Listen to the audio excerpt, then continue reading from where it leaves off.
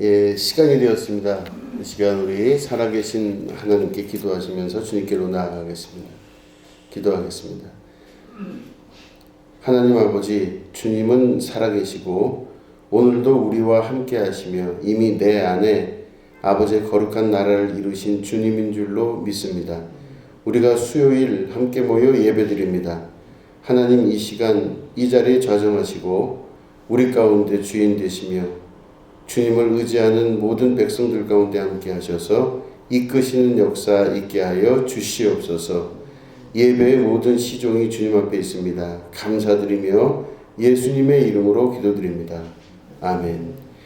우리 하나님 말씀을 함께 보시겠습니다. 누가복음 7장 47절부터 50절까지의 말씀입니다. 누가복음 7장 47절부터 50절을 우리 한 목소리로 읽을까요? 4절밖에 안 되니까 한 목소리로 읽겠습니다. 시작. 이러므로 내가 네게 말하노니 그의 많은 죄가 사하여 졌도다. 이는 그의 사랑함이 많음이라. 사함을 받은 일이 적은 자는 적게 사랑하느니라.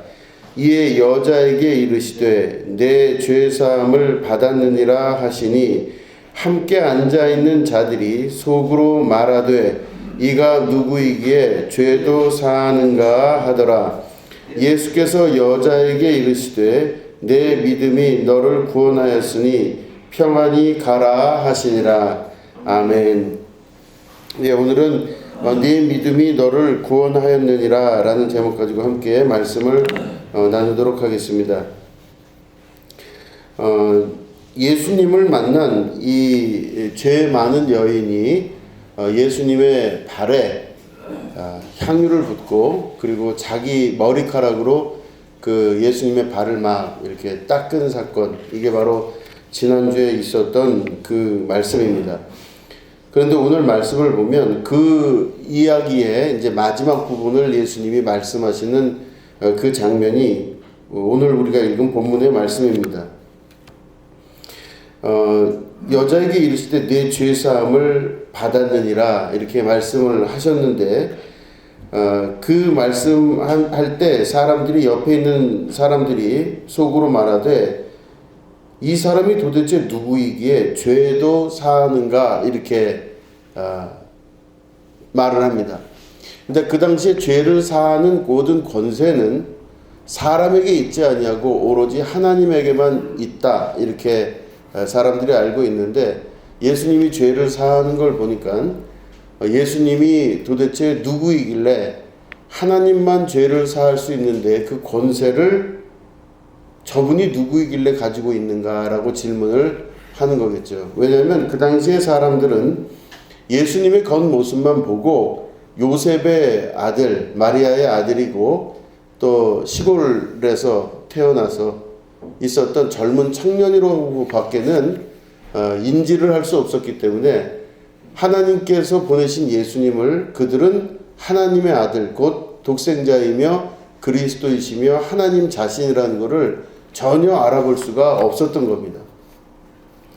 그랬던 그 사람들이 예수님을 보고 죄를 사하시는 그 권세가 어떻게 있는가라고 질문을 하기 시작하고, 실제로는 예수님께서 죄를 사하는 권세, 이 문제를 가지고 결국엔 빌라도 법정에까지 가게 되는 것입니다.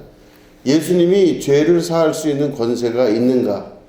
그것은 곧 하나님에게만 있는 건데 가능한 일인가? 라고 질문을 합니다. 그런데 예수님이 이런 사람들의 이야기를 다 듣고 계셨는데 그 다음 하신 말씀이 더 사람들이 듣기에는 이상한 겁니다. 그 다음 말이 뭐냐면 50절에 예수께서 여자에게 이르시되 내 믿음이 너를 구원하였으니 평안히 가라 하시니라 이렇게 말씀하십니다. 누가 구원했다고요? 너의 믿음이 너를 구원하였다 이렇게 말씀을 하시는 겁니다. 죄를 사하는 권세가 예수님에게 있는 것도 사람들이 볼 땐 이상한데 너의 믿음이 너를 구원하였으니 평안히 가라 이렇게 말씀을 하십니다. 그러면 그 여자가 지금 구원받은 게 그 여자가 지금 구원받았는데 구원받은 것이 예수님의 말씀을 근거로 봤을 땐 그 여자 안에 있는 믿음이에요. 그죠? 내 믿음이 너를 구원하였으니 평안히 가라 이렇게 말씀하십니다. 대부분의 사람들은 다 종교적인 현상 안에서 살게 될 때는 다 나는 여기 있고 하나님은 저 멀리 있다 이렇게 생각합니다. 그리고 구원은 여기 있지 않고 앞으로 될 일이다 이렇게 생각해요. 다른 식으로 얘기하면 천국은 여기 있다가 아니라 앞으로 천국을 가실 거죠. 그죠? 앞으로 천국을 가실 건데 지금 여기 천국이 지금 그러면 있어요 없어요? 여기는 지옥이고 저기 천국이에요? 여기 있어요? 그러니까 이 종교적인 사회 안에서 사람들이 하나님을 믿거나 할 때 대부분 다 어떻게 믿냐면요. 천국은 여기가 지금 우리 살고 있는 건 지옥이고 천국은 앞으로 갈 곳이에요. 멀리 저기 있어요. 그러니까 나는 있는데 내가 땅을 딛고 서 있는 여기는 지금 지옥이고 천국은 저 멀리 있다. 그죠? 그렇게 이해하실 때가 많잖아요. 하나님은 여기 계시지 않고 어디 계셔요? 저 하나님 나라에 계셔요. 그죠? 네, 그렇게 됩니다. 구원은 여기서 지금 이루어지는 게 아니라 앞으로 이루어지게 될 일이에요. 그러니까 다른 말로 하면 요 몇 가지를 한 군데로 딱 몰아서 생각을 해보면 내가 지금 살고 있는 여기 땅을 딛고 있는 여기는 지옥이고 여기서 구원이 있을 수 없고 여기에는 하나님이 계실 수가 없고 천국이 여기서 이루어질 수가 없다. 이게 그 당시의 사람들의 믿음이었어요. 그러면 하나님은 멀리 계신 분이죠. 여기 지금 안 계시죠. 만약에 예를 들어서요. 그죠? 그럼 멀리 계시면 그 멀리 계신 하나님에게 다가가려고 수고하고 노력하고 짐을 지고 쫓아가는 것이 종교인들의 삶이고 신앙인의 삶이라고 생각을 하는 거예요. 또 그렇게 만드는 겁니다. 그 이스라엘 사람들이 애굽에서 탈출하고 나서 출애굽하고 나서 광야로 갔을 때 그때 당시 모세가 이제 시내산에 올라가서 하나님으로부터 십계명을 받으러 올라갔어요. 그래서 40일 동안 거기 머물면서 막 십계명을 받아서 두 돌판 위에다가 하나님 말씀을 거룩하게 들고 내려왔는데 사람들이 뭘 하고 있었죠? 그 형 아론이 이 사람들로부터 헌금을 받았잖아요. 그래서 막 금 귀걸이, 금 목걸이, 금 팔찌, 이 가락지 이런 걸 다 하다가 녹였어요. 녹여가지고 금송아지를 만들었어요. 그래서 이 사람들이 뭐라고 그랬냐면은 나쁜 뜻으로 한 게 아니에요. 모세 말을 들어보니까 너무 막연한 거예요. 어떻게 해야 될지도 모르겠고 눈앞에 보여지는 건 실제적으로 있지도 않고 그 사람들은 다 뭐를 원하냐면요. 눈앞에 뻔히 보여지는 게 있기를 원해요. 근데 하나님 말씀을 받으러 간다 하니까 사람들이 무슨 말인지는 알겠는데 속이 자기들이 답답한 거예요. 그래서 어떻게 했냐? 야, 이거 하나님 맨날 하나님 얘기만 했는데 하나님 얘기만 하지 말고 앞에다 좀 이렇게 근사하게 뭐라도 갖다 놔서 여기 이렇게 만들어 놓으면 하나님이 여기 임하실 거 아니냐 이거예요. 그래서 결국엔 금송아지를 다 해서 만들어 놨어요.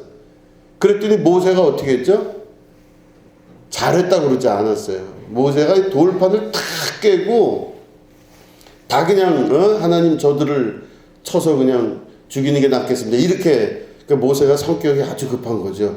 아주 불같은 성격에 그냥 아주 다 불을 질러버려라. 이렇게 한 다음에 모세가 다 정리를 하고 다시 올라갔어요. 그래서 깨진 돌판 다 놓고 다시 올라가서 하나님과 대화하고 내려왔어요. 이 사건이 왜 이렇게 중요하냐면요. 사람들은 앞에 있는 무언가가 있어야 그걸 믿어요. 그렇게 됐으면 좋겠어요. 또 우리가 뭘 생각을 할 때도 앞에 뭔가가 있어야만 뭐가 있는 것 같아요. 그 말은 다른 말로 나는 여기 있고 하나님이라는 분이 앞에 바로 눈앞에 보이는데 계셨으면 좋겠어요. 만질 수도 있고 또 거기에 절할 수도 있고 눈으로 보여지기도 하고 또 그렇게 되면 확실히 믿음이 더 하잖아요. 그렇죠? 확실히 더할 수가 있어요. 그래서 보면은 종교적인 일을 하는 많은 사람들은요, 우상을 갖다 놓지 않으면 일이 안 돼요. 대부분 다 우상을 갖다 놔야 돼요. 그러니까 부처님도 상을 만들어 놔야 되고, 또 저기 옛날 사람들은 마을마다 성황당 이렇게 있잖아요. 큰 나무에 이렇게 천이라도 걸어놔서 우리를 지키고 있는 신들이 여기 있다 이렇게 하고 싶어하고, 또 어떤 마을에 들어가면 천하 대장군이 있고 지하 여장군이 있어요. 그 양쪽에 이렇게 하고 세워놔서 거기서 절도 하고 손도 비비고 그래야 이 마음이 안정이 되는 거예요. 그러니까 대부분 다 종교적인 삶을 사는 이 사람들은 눈앞에 뭔가가 있어야 거기에 절을 하고 거기에 뭔가를 하고 싶어요. 그리고 그게 또 뭔가 이렇게 좀 있어 보여야지 비실비실하면 별로 안 좋아해요. 그래서 크게 만들고 멋있게 만들고, 나무도요 한 1000년 이상 된 막 엄청나게 큰 막 벼락을 몇 번 맞아도 살아난 그런 장승 같은 데다가 막 뭔가 이렇게 꾸며놔야, 그 정도 돼야 거기가 이제 신이 깃든다 이렇게 생각을 하면서 그렇게 신앙생활을 하는 겁니다. 이제 이런 일반적인 신앙생활이 한국 사람에게만 있는 게 아니라 이 세상에서 사람으로 태어난 모든 사람에겐 다 그런 현상들이 똑같이 나타나고 있습니다. 앞에 뭔가가 있어야 돼요. 그 있어야 된다는 말은 지금 나는 아니고 앞에 여기 있는 타자화된 존재가 있어야 되는 겁니다. 이 양반이 나한테로 온다? 이거는 있을 수가 없는 일이에요. 이거는 가능하지도 않은 일이에요. 그래서 이 종교적인 삶을 사는 사람들은요, 지금 현재를 부인하고 앞으로 될 일에 대해서 소망하고, 지금 여기는 아니고 앞으로 일어날 것들에 대해서 생각하고, 지금 내 안에서 이루어지는 것이 아니라 앞으로 언젠가는 될 일이다 이렇게 생각을 하는 게 종교적인 삶입니다.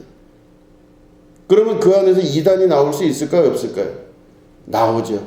이단이란 건 바로 뭐냐면, 그 이단 교주라든가 이런 사람들이 말하는 걸 듣고 쫓아갔을 때 나타나는 결과가 그 사람의 인생을 피폐하게 만들고 괴롭게 만들고 어렵게 만들어서 그 어려운 것들을 이겨내기 위해서 자꾸 헌금을 걷거나 여러 가지 해서 그 사람 자체를 완전히 피폐하게 만드는 게 이단이에요. 그런데 대부분 많은 종교에서 보면 그런 일들을 점점점 확고하게 만들어 가는 겁니다. 이게 바로 종교사회, 중세 유럽에서는 암흑사회라고도 얘기를 해요. 그게 다 사람들 안에 있는 종교성 때문에 그래요. 자, 멀리 천국이 있습니다. 그러면 예수님은 뭐라고 말씀하셨죠? 천국이 여기 있다 저기 있다 할 것이 아니라 지금 어디 있다고요? 내 마음 안에 지금 있대요. 그러니까 여러분들 안에 천국이 있는 겁니다. 이거를 히라보 원문을 자세히 보시면, 그 신약성경 원문을 보면 여러분 안에 있다 이야기할 때 그 안에 있다라고 하는 히라보에서는 n이라고 하는 전치사를 쓰는데, 이거는 성경을 기록을 하다가 모양새가 나게 하려고 넣은 전치사예요. 그래서 이걸 만약에 여러분 안에 있다 그러면 천국이 지금 여러분 안에 어디 있어요? 위장 쪽에 있을까요? 아니면 간장 쪽에 어디 있어요? 그게 없잖아요. 그때 이 히라보에서 넣었던 그 히라보 전치사 n을 만약에 빼면 어떤 말이 가능하냐면요, 천국이 곧 너다 이렇게 돼요. 네가 곧 천국이다. 그러니까 여기 찾고 저기 찾고 그 사람 찾고 저 사람 찾아갖고 뭔가 될 법하게 찾아다니지 말라 이겁니다. 지금 네가 곧 천국이다. 너를 통해서 하나님 나라가 지금 이루어졌고, 너는 하나님의 아들이며 딸이고, 너는 택하신 족속이고 왕 같은 제사장이니까 어디 다른 데 가서 다른 왕을 찾거나 다른 제사장을 찾을 필요가 없다. 지금 네 안에 하나님 나라가 이루어졌다. 이게 예수님 말씀이에요. 그렇죠? 그럼 천국이 어디 있어요 지금? 여러분들 안에 있고, 또 다른 말로 하면 여러분들이 곧 천국이라 이 뜻이에요. 하나님의 나라가 이미 내 안에서 이루어진 하나님의 택한 백성이며 왕같은 제사장, 여러분들이 곧 하나님의 나라 천국이에요. 그럴 때 이 사람들이 대부분 생각할 때 신앙생활 한다는 건 언젠가는 될 거고, 외부에서 찾으려고 하고 이걸 찾기를 그렇게 열심히 하는데, 예수님이 전혀 다른 말씀을 하시는 거예요 지금. 그 당시에는 예루살렘 성전을 중심으로 유대교는요, 철저히 사람들이 매번 와가지고 뭘 하고 이렇게 해야 구원을 받을 거라 생각을 했던 거였었어요. 그러니까 죽으나 사나 그렇게 하는 거였었어요. 그 당시에는. 그런 유대교의 종교 지도자들이나 사두개인 바리새인들 또 이런 많은 사람들이 다 같은 생각을 가지고 있을 때 예수님이 오셔서 전혀 다른 말씀하시는 거예요. 뭐라고 말씀하시냐면 이 여인을 향해서 너 구원 받았다 그렇게 말씀하세요. 너 죄 없고 너 구원 받았다. 그러면서 구원을 어떻게 받았냐? 내 믿음이 너를 구원하였다 그랬어요.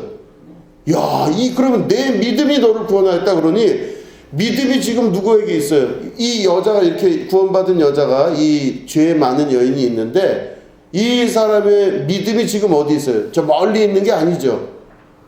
앞으로 믿음이 생길 게 아니죠. 이 여인을 보고 예수님 말씀하시기를 내 믿음이 너를 지금 구원했다 그래요.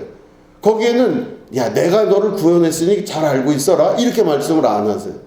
하나님이 너를 구원했다 이런 말씀도 안 하세요. 뭐라고까지 말씀하세요? 네 믿음이 너를 구원하였다. 그러면 그 여자 안에 믿음이 있는 건데 그 믿음이 이 여인을 구원하였다 예수님 말씀을 하셔요. 그럼 그 믿음이 도대체 뭘까요? 그 믿음. 이 여자가 지금 어떻게 예수님 옆에 왔죠? 지난주에 우리 말씀 들으셨죠? 정말 죽기를 각오하는 마음으로 온 거예요. 내가 살다 이제는 인생의 마지막을 여기서 끝내겠다 하는 마음으로 예수님을 쫓아왔어요. 그래서 거기에는 바리새인들의 모임이었죠. 바리새인 집이었어요. 아주 바리새인들은 그냥 득실득실 죄가 뭔지 다 이잡듯이 아는 똑똑한 유대교 종교 지도자들. 이 바리새인들이 있는 그곳에 이 죄 많은 여인, 창녀에 일을 했던 이 여인이 거기까지 발을 내딛는 건 너무너무 힘든 거예요. 근데 이 여인이 정말 간절한 마음에 그 사람들 속으로 확 들어가서 예수님을 만날 때 그 여인의 마음에 믿음이 뭐였을까요? 예수님이 마지막이다 이런 생각을 했겠죠. 내 인생의 마지막은 저 안에 계신 예수님이시다.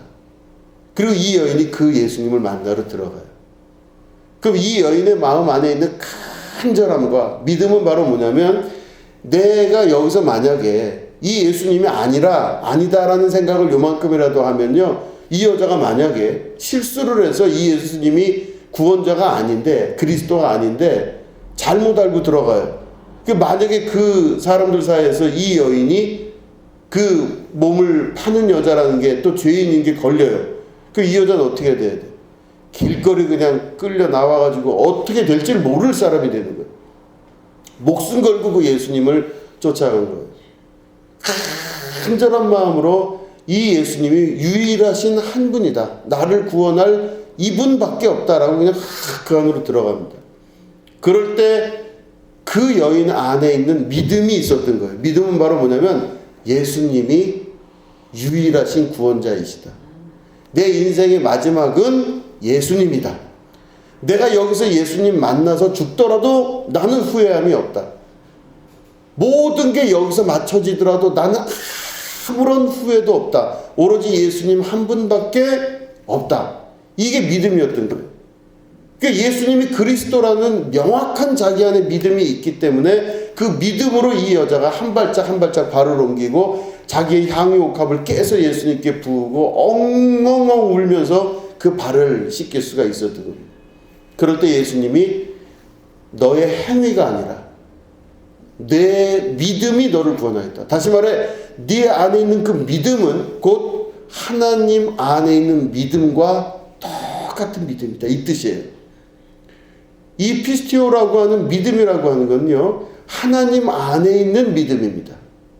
하나님이 바로 믿음을 가지실 때 주변을 보지 아니하시고 하나님께서 나만 바라보신다는 믿음이에요. 여러분 그 말씀 기억나세요? 예수님께서 이렇게 제자들하고 길을 가시다가 시장하셔서 무화과 나무에 무슨 열매가 있을까 하고 뒤져보셨죠. 그래서 뒤져봤는데 열매가 있었을까요? 없었을까요? 없었어요. 근데 그러고 나서 예수님이 이 무화과 나무를 저주를 하셨어요. 네가 다시는 열매를 맺지 못할 것이다 그러셨어요. 그런데 그 복음서의 기자가 뭐라고 적었냐면 그때는 무화과 나무의 때가 아니니라. 열매를 맺지 않을 때였는데 예수님이 너무 심하게 하셨어요. 그리고 나서 다음날 아침에 일어나서 제자들하고 그 장소를 가다 보니 베드로가 이렇게 보니까 그 나무가 예수님 말씀하신 대로 바짝 말라 죽어버렸어요. 그럴 때 예수님에게 베드로가 이야기를 하죠. 예수님, 어제 말씀하신 대로 이 무화과 나무가 말라 죽었습니다. 그럴 때 예수님께서 크게 숨을 내몰아쉬시면서 그런 말씀을 하세요. 하나님을 믿으라 라고 말씀하세요. 근데 하나님을 믿으라 그랬는데 하나님을 믿으라라는 이 한국말로 된 성경을 영어로 만약에 바꿔서 읽으면요, have faith in God 이렇게 돼 있어요. 이게 무슨 말이냐면 하나님 안에 있는 믿음을 가지라 이렇게 말씀하세요. 하나님 안에 있는 믿음을 가지라 이렇게 말씀을 하시는데 하나님 안에 있는 믿음은 도대체 뭐냐? 그럼 그걸 우리가 가져야 돼요. 우리 믿음이 그냥 내가 한번 무슨 신조처럼 그냥 이거를 한번 믿어보겠다 한번 이렇게 하는 게 아니라 하나님 안에 있는 믿음을 가지라 그 뜻이에요. 그게. 그러면 하나님 안에 있는 믿음은 바로 뭐냐면요, 주변 환경과 그 시기와 때와 상관이 없이 하나님의 역사는 이루어지는 게 이게 믿음이에요. 예를 들어서 빛이 있으라 하시면 빛이 있었습니다. 근데 빛이 있으라 하셔서 빛이 있었는데 하나님이 주변 상황을 보고 빛을 먼저 좀 해야 되겠다 이렇게 생각을 하시지를 않은 거예요. 하나님은 그게 있으라 하시니 있었던 거였어요. 다른 말로 하면 하나님의 믿음은 바로 뭐냐면 주변 환경과 상황에 영향을 받지 않는 믿음이에요. 그 사람이 속해 있는 어떤 환경에 영향을 받지 않고 하나님의 믿음은 바로 자신 안에 있는 하나님의 그 믿음을 통하여서 세상을 새롭게 창조하고 만들어 나가시는 게 하나님의 믿음이에요. 무화과 나무를 보고 저주하신 이유는 바로 뭐냐면 사람들은 대부분 다 무화과 나무가 열릴 때가 아닙니다. 아니 열릴 때도 아닌 무화과 나무가 무슨 죄가 있습니까? 이렇게 생각을 하죠. 그 때가 있어요. 때. 이건 아니죠. 이건 아니죠. 예수님 보세요. 저기 무화과 나무가 무슨 죄가 있어요? 예수님이 잘못하신 거죠. 때에 맞춰서 잡숴야 되는 건데 열매가 없는 무화과 나무를 그런 식으로 저주하시면 되겠습니까? 아마 사람들은 그렇게 생각할 거예요. 왜냐? 주변 환경을 보기 때문에. 시와 때와 장소를 보기 때문에. 그런데 예수님께서 말씀하시기를 하나님 안에 있는 믿음을 가지라. 다시 말해 하나님 안에 있는 믿음은 시와 때와 장소를 넘어서는 무슨 상황이든 그것들을 극복할 수 있는 어떤 험악한 일이 있다 할지라도 그것을 넘을 수 있는 그 믿음이 바로 하나님의 믿음이에요.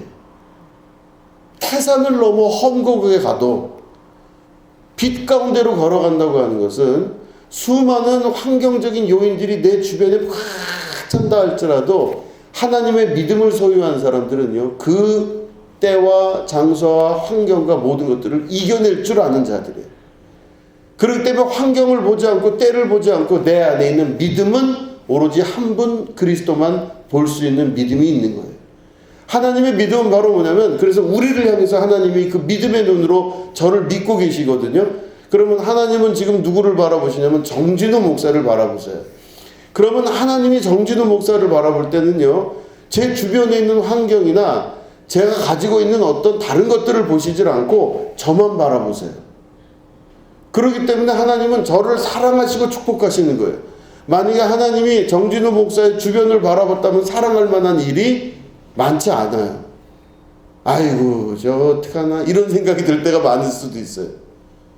하나님이 여러분 한 분 한 분을 사랑하실 때 하나님의 믿음은 바로 뭐냐면요, 여러분 주변에 있는 환경, 또 여러분이 경험적으로 갖고 있었던 많은 아픈 기억, 슬픈 기억, 혹은 기쁜 기억, 좋은 기억으로 만들어진 지금의 나, 이거를 바라보질 않으세요.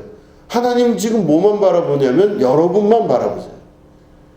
그리고 여러분을 바라보는 그 오래도록 지치지 않고 버티면서 여러분들을 바라보시는 그 믿음이 바로 뭐냐? 하나님의 믿음이에요. 때와 장소와 환경의 관계를 다 넘어선 거예요. 무슨 일이 있어도 그 믿음으로 그 나를 바라보는 하나님, 그 믿음을 소유함. 이게 바로 하나님의 믿음입니다. 예수님이 말씀하신 건 그 믿음이에요. 이 여자가 예수님을 쫓아올 때 환경을 바라보면 쫓아오기가 어려웠을 겁니다. 이 여인이 환경을 바라봤으면 절대로 쫓아올 수 없어요. 예수님을 쫓아온다고 했을 때 이 여인이 사람들이 나에게 뭐라 그러면 어떡하지? 아우, 저런 천박한 여자가, 아우, 저 여자 때문에 우리 여기가 다 거룩한 데가 더러워지고 있어. 이 지역이 다 망가지고 있는 거 아니야? 저런 추잡한 여자 같으니라고. 저건 돌로 쳐 죽여도 해결이 안 될 여자야. 아우, 저 왼수 같은 여자. 아우, 더럽고 추악해, 추잡해. 저런 여자랑 같은 자리에서 같은 공기를 마시는 게 그 자체가 너무 천박하고 추악해. 이런 이야기들을 막 주변 사람들이 할 거예요. 사두개인이, 바리새인이 막 주변에서 그런 얘기를 하는데, 하나님의 믿음은 바로 뭐냐면요, 주변 사람들이 무슨 말을 하는지 하나도 안 들리세요. 하나님은요, 주변 사람이 무슨 말을 하는 거 하나도 안 들리시고 뭐만 지금 바라보고 계시냐면 그 여인의 안에 있는 믿음만 바라보시는 거예요. 그럴 때 그 여인은 그 하나님의 믿음을 가지고 있었던 겁니다. 그래서 이 여인은 그 하나님의 믿음과 똑같은 믿음을 갖고 있는 거예요. 누가 무슨 말을 하든, 어떤 짓을 해서 주변에서 나를 돌로 쳐 죽인다고 그러고, 나를 그냥 막 발로 밟고 그냥 짓밟고, 입에 담지 못할 엄청난 일을 나한테 막 해대고 난리를 쳐도 내 앞에 보이는 건 그 사람들의 발길과 그 사람들의 욕과 그 사람들의 손가락질과 그 사람들의 악한 이 많은 것들이 두려운 게 아니라, 나는 이거 다 죽어도 좋으니 내 앞에 누구만 계시냐? 그리스도 대신 예수님 한 분만 계신다. 그래서 그분만 쫓아간다. 나는 한 분 그리스도만 바라보고 거기를 향해 나아가겠다. 이게 바로 그 여인 안에 있었던 믿음이에요. 그래서 그 여인이 바로 예수님을 만났을 때 정말로 사람들이 계산하는 그런 수준의 향유옥합의 가격을 생각하지 않고 그 옥합을 깨뜨림으로 예수님 발에 붓고 자기 머리카락으로 그 예수님의 발을 닦는 그 감동적인 장면은요, 사람들은 이해할 수 없지만 예수님은 아셨던 거죠. 네가 바로 하나님의 믿음을 가지고 있었구나. Have faith in God. 하나님 안에 있는 믿음을 네가 소유하고 있구나. 그렇기 때문에 내 믿음이 너를 고쳤다라고 하는 말씀은 다른 말로 하면 네 안에 있는 그 믿음은 곧 하나님의 것이기 때문에 하나님이 너를 사랑하셔서 너를 통하여 이 구원의 역사를 이루셨다라고 하는 말씀을, 그렇게 말씀을 하시는 겁니다. 내 믿음이 너를 구원하였느니라. 무엇보다 중요한 것은 우리의 환경과 생각, 주변을 다 바라보고 이게 맞다 저게 맞다 따지고 있는 인간들의 수많은 이야기들이 많이 있지만, 예수님의 이 말씀을 보면 네 믿음이 너를 구원하였다. 다시 말해 네 안에 있는 그 믿음은 곧 하나님의 믿음이다. 이거를 말씀하고 계시는 것입니다. 이렇게 보면은 누가복음에 대략 한 5가지 정도의 말씀이 나와요. 이게 무슨 말씀이냐면 네 믿음이 너를 구원하였다, 이 말씀이 나와요. 네 믿음이. 찾지 않으셔도 됩니다. 제가 오늘은 그냥 말씀을 드릴게요. 누가복음 8장 28절에 보면은 혈루병 결린 여인이 나옵니다. 혈루병 결린 여인이 예수님이 오셨다는 이야기를 듣고 막 쫓아가서 막 그냥 그 군중들 사이로 들어가려고 막 애걸복걸을 하죠. 이 여인이 막 그 예수님 좀 만져보고 싶어서 예수님 앞에 좀 나가고 싶은데 사람들이 백줄치듯 몰려있는데 그 군중을 감당을 못하겠는 거예요. 근데 이 여인이 그 예수님을 만나려고 하는데 혈루병 걸린 여인이라는 소리를 만약에 누군가가 한 명이라도 거기서 소리를 지르면 이 여자는 당장 잡혀나가서 돌로 맞아 죽어야 돼요. 질병 걸린 여인이라 생각했기 때문에. 근데 이 여인이 바로 그 예수님이 막 지나가는데 아마 그냥 손끝으로 예수님 옷자락이라도 만지면 나을까 해서 그 옷자락을 싹 만져요. 그럴 때 예수님이 누가 내 옷에 손을 대었느냐 하시면서 그 여인을 돌아보고 사람들에게 찾아요. 그럴 때 그 여인이 끌려 나와요. 제가 만졌습니다. 그럴 때 그 예수님이 그 여인에게 하신 말씀이 바로 뭐냐면 내 믿음이 너를 구원하였느니라. 이렇게 말씀하세요. 그 믿음은 바로 뭐냐면 하나님의 믿음을 닮은 그 믿음이에요. 이 여인이 거기서 구원을 받고 치유함을 받게 됩니다. 또 누가복음 17장에서 보면 또 뭐라고 나오냐면 나병 환자 10명이 있었는데 10명이 예수님에게 막 쫓아와요. 그럴 때 예수님이 그러셔요. 너희들이 지금 당장 제사장에 가서 네 몸을 다 열어봐라. 그리고 나병이 나았다는 것을 증명받고 와라. 근데 그 당시에는 나병 걸린 사람들이 완전히 나았다는 증명을 받으려면 제사장의 도장이 있어야 되죠. 그 제사장 앞에 가서 다 보이고 이렇게 해야 돼요. 근데 10명이 막 갔는데 10명이 갔다가 중간에 10명이 다 나았다고 성경 기록되어 있는데 그 중에 9명은 돌아오지 않고 1명만 예수님께로 왔어요. 그래서 예수님 앞에 그냥 감동을 해서 예수님께 감사합니다 하고 예수님께 왔어요. 그럴 때 예수님이 뭐라고 그러시냐면 나머지는 어디 갔느냐 하시면서 이 1명에게 나병 환자, 이 병 난 나병 환자에게 이야기를 하십니다. 네 믿음이 너를 구원하였느니라. 나머지 9명은 어떻게 됐을까요?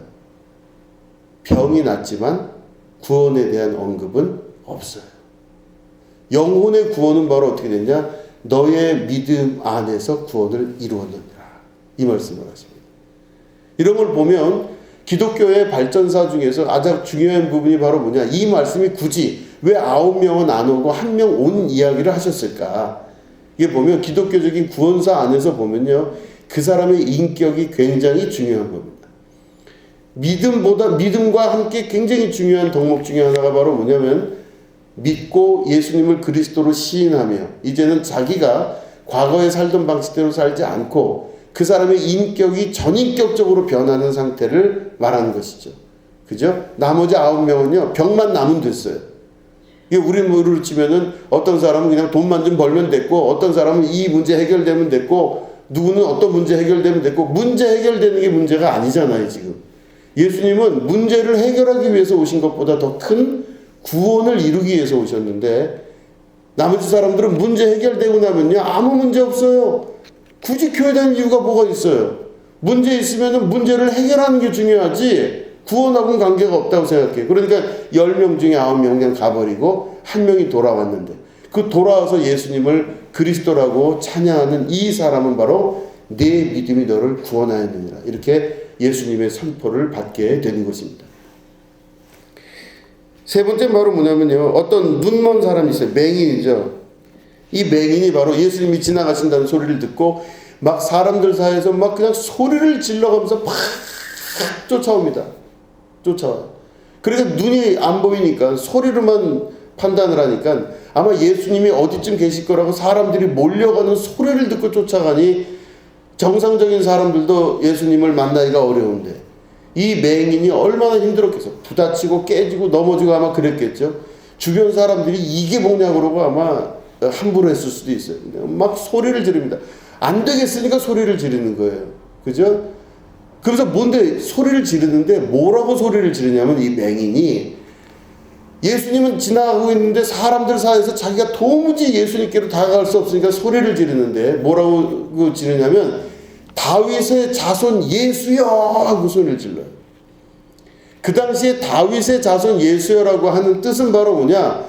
다윗의 자손 중에 그리스도가 난다라고 하는 이 이야기를 이 맹인이 들은 거예요. 그러니까 결국은 무슨 말이냐면 예수님이 그리스도이십니다. 이 말을 다윗의 자손 예수여 이렇게 소리를 지르는 거예요. 그러니까 사람들이 막 백절치도 몰려 있는데 거기서 그 유일한 소리를 예수님 들으세요. 그리고 그 사람들 사이에 멈추고 그 소리 지른 맹인을 데리고 오라고 그러십니다. 근데 그가 예수님 앞에 나가요. 예수님께서 내가 너에게 뭐 해주기를 원하느냐? 그러니까 이 맹인이 그 예수님에게 주여 제가 낫기를 원합니다. 그럴 때 예수님 뭐라고 하시냐면 네 믿음이 너를 구원하였느니라. 그 믿음은 바로 뭐냐면 환경과 역사와 주변에 있는 모든 것들을 보지 않고 앞에 계신 그리스도 되신 예수님, 그분은 단순히 요셉의 아들 마리아의 아들 예수가 아니라 하나님의 아들이신 그리스도라는 것을 자기 입으로 고백한 그 믿음이에요. 이분이 그리스도다. 이 예수님이 나를 구원하실 그분이다. 이거를 강력하게 선포하고 나갔던 믿음. 그래서 예수님은 그 맹인의 고백을 듣고 내 믿음이 너를 구원하였다. 이렇게 말씀하시고 가라 말씀하세요. 그리고 누가복음 22장에 보면요, 이런 말씀을 하십니다. 이제 이것도 제가 읽어볼 테니까 들어보시기 바랍니다. 22장 32절에 보면 시몬 베드로에게 예수님께서 말씀하시기를 뭐라고 되어 있냐면, 그러나 내가 너를 위하여 내 믿음이 떨어지지 않기를 기도하였노니 너는 돌이킨 후에 내 형제를 굳게 하라. 이렇게 되어 있어요. 자, 이런 믿음에 내 믿음이 너를 구원하였느니라, 내 믿음이 너를 구원하였느니라 이렇게 하신 다음에 베드로에게 말씀을 하시기를, 예수님께서 내가 너를 위해서 기도했다. 하나님께 내 믿음이 떨어지지 않게 되기를 위해서 기도했다. 이렇게 말씀하세요. 떨어지지 않기를 위해서 기도하고 뭐라고 부탁하시냐면 너는 돌이킨 후에 내 형제를 굳게 하라. 이렇게 했어요. 다시 말해 베드로에게 하신 말씀은 네가 돌아선 후에, 다시 말해 회개한 후에 내 형제를 굳게 하라. 믿음의 강건함과 굳건함으로 나가게 해라. 다시 말해 믿음은, 그런 말로 하면 다시 말씀을 하시면 다시 생각해 보면 믿음은 어떨 수 있다는 이야기냐면 변할 수 있다는 얘기예요. 믿음은 밑으로 나락으로 떨어질 수가 있어요. 엊그저께 믿어졌는데 오늘은 갑자기 안 믿어질 수가 있어요. 그 믿음은 변할 가능성이 있는 겁니다. 우리 내부 안에서 계속 우리의 믿음이 변하는 거예요. 확고했던 믿음들도 점점 사라지고 확고했던 믿음들도 다 떨어져 나가요. 그러니까 예수님께서 베드로를 위해서 기도하시기를, 이 믿음이 떨어지지 않기 위해서 내가 기도를 했는데 너는 돌이켜 회개한 이후에 내 주변에 있는 형제들의 믿음을 굳건히 하고 곤고히 하라. 이렇게 말씀을 하시는 것입니다. 믿음은 하나님의 성품이기 때문에, 그 믿음은 하나님 안에 있는 믿음이기 때문에 하나님의 성품과 같이 영원히 변치 말아야 될 줄로 믿습니다.